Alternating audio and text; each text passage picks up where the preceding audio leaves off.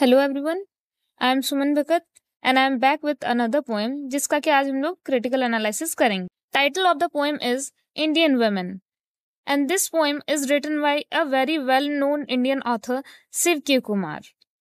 तो चलिए पहले हम लोग इंट्रोडक्शन पढ़ेंगे पोएट का, उसके बाद पोएट्री शुरू करेंगे। Shiv K Kumar was born on 1921 and died on 2017.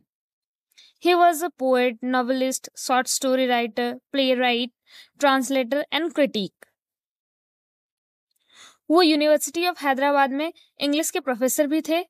उन्होंने अपने जीवन काल में 13 वॉल्यूम्स ऑफ पोएट्रीज लिखे, 5 नॉवेल्स लिखे, 2 कलेक्शन ऑफ शॉर्ट स्टोरीज लिखे। Many of his poems has appeared in several renowned newspaper and magazines like the New York Times, Poetry Review London, Western Humanities Review, etc. He received the Sahitya Academy Award in 1987 for his collection of poem Trap Falls in the Sky, जिसको कि उन्होंने लिखा था 1986 में, और उसके एक साल बाद इन्होंने साहित्य अकेडमी अवार्ड जीता इसी कलेक्शन के लिए। And in 2001 he was awarded the Padma Bhushan Award for his contribution to the literature. His works includes Articulate Silences, Cow Weeps in the Sun, The Last Wedding Anniversary, Woodpeckers, The Bone Sprayer, Wool Gathering, etc. वो Robert Lowell, Sylvia Plath and Sexton के work से काफी ज्यादा inspire थे और उनके works को ये काफी एडमायर भी करते थे। शिव के Kumar's poetry is vibrantly about everyday life. He united strength of the confessional, natural and urban landscape and social satire in his collection of the life principles. Shiv is one of the modern English poet belonging to the post-colonial era. His poetry gives a new sense of direction and identity to English literature poetry. His poem, Indian Women, is from the collection of poetry entitled Cow Weeps in the Sun. The poet describes the lifestyle of a typical Indian woman in the villages, how they live in the patriarchal Indian society, their character, practices, and activity of their daily routine life. This poem can actually be considered as an embodiment of describing an Indian woman. आपको पता चलेगा कि कैसे जब हम लोग poem को read करेंगे। तो पोएम के बारे में थोड़ा सा जान लेते हैं। The poem consists of a single stanza. There is no rhyme and it is written in free verse. Language is quite simplified and poet has used figure of speech like simile, metaphor, hyperbole, etc. This is a poem which seeks to recreate a typical Indian scene in a language which is highly metaphorical, and the images of futility and hopelessness which is run through the poem serves to reinforce central theme of the poem in a typical manner. This is a poem which seeks to recreate a typical Indian scene in a language which is highly metaphorical, and the images of futility and hopelessness which runs through the poem serves to reinforce central theme of the poem in a typical manner. तो चलिए poem को अब line by line read करते हैं। First line है, in this triple baked continent women don't etch angry eyebrows on mud walls. Patiently they sit like empty pitchers on the mouth of the village well, pleading hope in each braid of their Mississippi long hair. Looking deep into the water's mirror for the moisture in their eyes, with zodiac doodling on the sands, they guard their tattooed thighs, waiting for their men's return. Till even the shadows roll up their contours and are gone beyond the hills.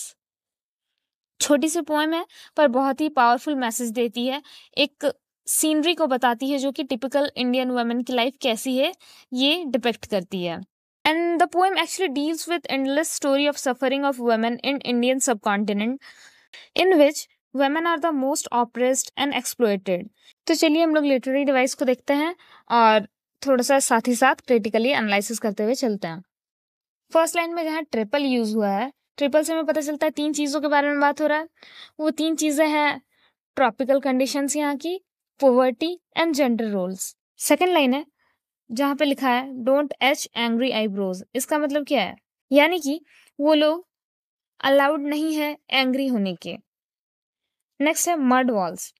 Third line में अगर देखें हम लोग तो mud walls जो है poverty को depict करता है या डिनोट करता है। नेक्स्ट है patiently they sit like empty pictures. Patiently ये वर्ड जो है इस पोएम में काफी मायने रखता है, क्योंकि ये थीम ही है इस पोएम का कि कैसे वुमेन को एक्सपेक्ट किया जाता है पेशेंट होने के लिए। नेक्स्ट लाइन में यूज हुआ है like empty pictures. Like use हुआ है यानी कि सिमिली, हम लोगों ने पढ़ा था इससे पहले भी वीडियो में, आप लोग जाके लिटरेरी डिवाइस वाला वीडियो देख सकते हैं जिन्हें भी डाउट है इस समय। एम्प्टी पेजेस डिपेक्ट करता है कैसे वो इमोशनलेस हैं, एंड ये जेंडर रूल्स को भी डिपेक्ट करता है कि कैसे एम्प्टी पेजेस को भरना औरतों का काम है। क्योंकि नेक्स्ट लाइन में हमें लिखा है on the mouth of the village well, यानी कि वो लोग किसी कुएं के सामने बैठी हुई हैं, और एम्प्टी पेजेस यानी कि मटका जिसपे कि लोग पानी भर के लाते हैं। तो कैसे ये रोल वुमेन को दे दिया गया है कि घर में पानी भरने का काम वुमेन करेंगे। नेक्स्ट है plaiting hope in each braid of their Mississippi long hair, यानी कि वो इसी होप में अपने मिसिसिपी लॉन्ग हेयर्स को बांध रही हैं।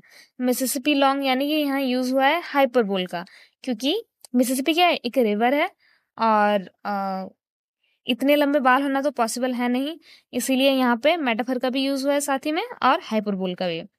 नेक्स्ट लाइन है, देखेंगे अगर लास्ट वाला वर्ड है वाटर्स मिरर, यानी कि यहाँ भी मेटाफर यूज हुआ है कि वो लोग अपने लाइफ को देख रही हैं कुएं के पानी में। एंड है कि वो लोग they guard their tattooed thighs. Tattooed thighs इस वर्ड का यहाँ पे यूज इसलिए किया गया है क्योंकि छत्तीसगढ़ के एक इलाके में अगर देखा जाए, या फिर कई और भी जगह हैं जहाँ पे मैरिड वुमेन के थाइज में टैटू किया जाता है, ये डिनोट करने के लिए कि ये वुमेन जो है ये मैरिड है। Waiting for their men's return, ये भी जेंडर रोल्स को दिखाता है कि जो उनके हस्बैंड्स हैं वो कहीं काम पे गए हुए हैं, जो कि जिनके लौटने का ये इंतजार कर रही है टिल इवन द शैडोज, यानी कि शाम तक। Roll up their contours and are gone beyond the hills, ये है आखिरी लाइन। तो आई होप पोएम आपको समझ में आ ही गई है, बहुत सिंपल लैंग्वेज में लिखी हुई है। I think that's enough for this poem. Video अच्छा लगा तो लाइक कर दीजिए, फ्रेंड्स के साथ शेयर कीजिए, एंड मिलते हैं अगले वीडियो में ऐसे ही किसी दूसरी पोएम के साथ। Thank you.